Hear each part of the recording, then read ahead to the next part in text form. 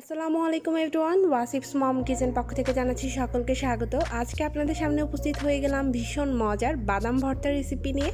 আশা করছি এই ভর্তার রেসিপিটি আপনাদের কাছে ভালো লাগবে। প্রথমে চুলায় একটা ফ্রাইং প্যান বসিয়ে আমি হাফ কাপ পরিমাণ চীনা বাদাম দিয়ে দিচ্ছি। বাদামগুলো একটু ভালো মতন টেলে নিতে হবে। অনবরত নেড়ে চেড়ে চুলার হিটটা মিডিয়াম আর লো হিটের মাঝামাঝি রেখে বাদামগুলোকে আমি ভালো মতন টেলে নিচ্ছি।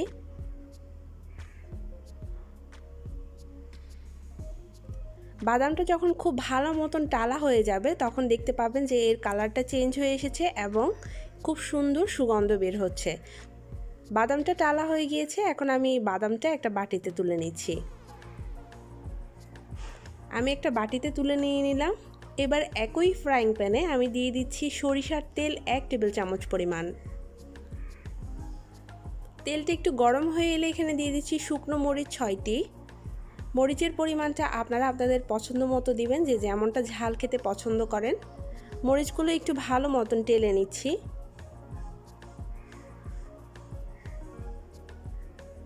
মরিচ টালা হয়ে গেলে সেটাও একটা বাটিতে তুলে নিচ্ছি।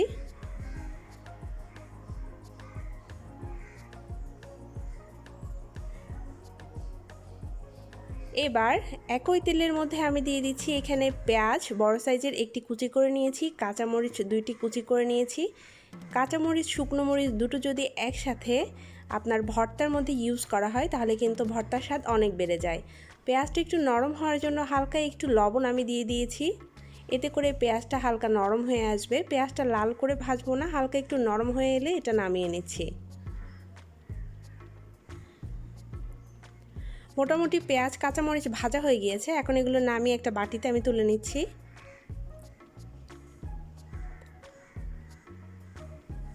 এখন ভর্তার প্রিপারেশনটা করে নিচ্ছি। বাদাম যেগুলো আমি নিয়েছিলাম ভেজে সেগুলো এখন একটা ছড়ানো বাটিতে এইভাবে উপরের যে খোসাটা রয়েছে পাতলা আবরণটা সেটা এইরকম একটু ঘষা দিলেই দেখবেন উঠে আসছে। তো এইভাবে আমি সবগুলো বাদাম পরিষ্কার করে নিচ্ছি।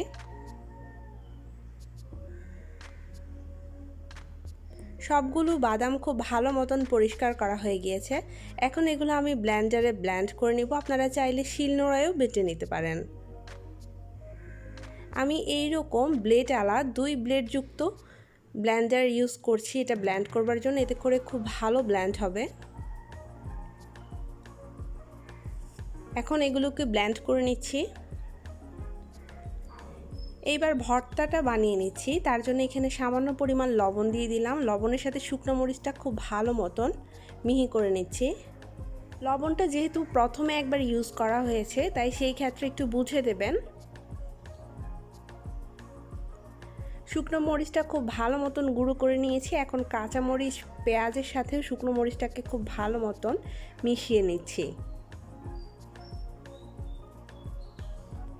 এখন আমি ব্লেন্ড করে রাখা বাদামগুলো দিয়ে দিচ্ছি। দেখুন এখানে বাদামগুলো কিন্তু আমি একদম মিহি করে ব্লেন্ড করিনি, হালকা ছোট ছোট দানা কিন্তু এর মধ্যে রয়েছে। এই রকম করে ব্লেন্ড করলে বাদামের ভর্তাটা খেতে বেশি ভালো লাগে। এখন সবগুলো বাদাম আমি এখানে দিয়ে দিলাম। দিয়ে দিচ্ছি 1 টেবিল চামচ পরিমাণ সরিষার তেল, সেই সাথে দিচ্ছি ধনিয়া পাতা কুচি এখানে 2 টেবিল চামচ পরিমাণ।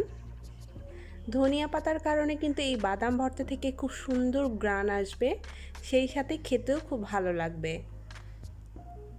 এখন হাত দিয়ে ঘষে ঘষে সবগুলো ভর্তা আমি মেখে নিচ্ছি।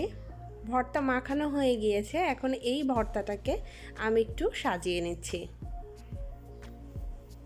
তৈরি হয়ে গেল বাদামের ভর্তা। এই ভর্তাটা গরম ভাতের সাথে খেতে কিন্তু অসম্ভব মজা। আপনারা যারা এখনও এই ভর্তাটা খাননি তাদেরকে রিকোয়েস্ট করব একবার ট্রাই করে দেখবেন, আশা করছি ভালো লাগবে।